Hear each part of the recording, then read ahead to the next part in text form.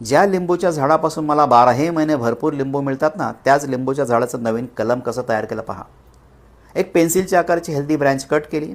Cut केलेल्या ब्रँचचं खालील 1.5 inch पोर्शनची वरील स्किन काढून घेतली. खालचा 1.5 इंच एरिया नीट आणि क्लीन करून घेतला.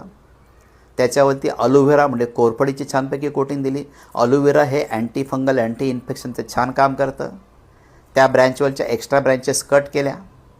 ऑलरेडी तयार केलेलं सॉईल मिक्सचर ज्याच्यामध्ये 30% शेणखत आहे, 30% नदीची वाळू आहे आणि 40% आमच्या शेतातील माती आहे, सेमी शेडमध्ये ठेवून दिलं.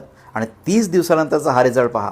30 दिवसानंतर त्याच लिंबूच्या फांदीला छानपैकी नवीन पालवी आलेली आहे, नवीन कोंब फुटलेले आहेत.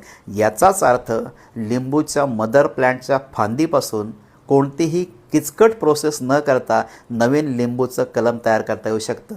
लावायचं कसं?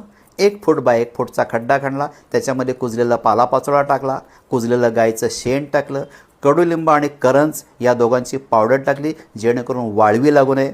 आणि हे जे कलम तयार झालेलं आहे ना, हे कलम त्याच्यामध्ये लावून दिलं. लिंबूचं झाड लावताना सूर्यप्रकाश भरपूर मिळाला पाहिजे ही काळजी घ्यायची. सॉईल मात्र पाणी ड्रेन होणारी असावी, एवढीच काळजी घ्या.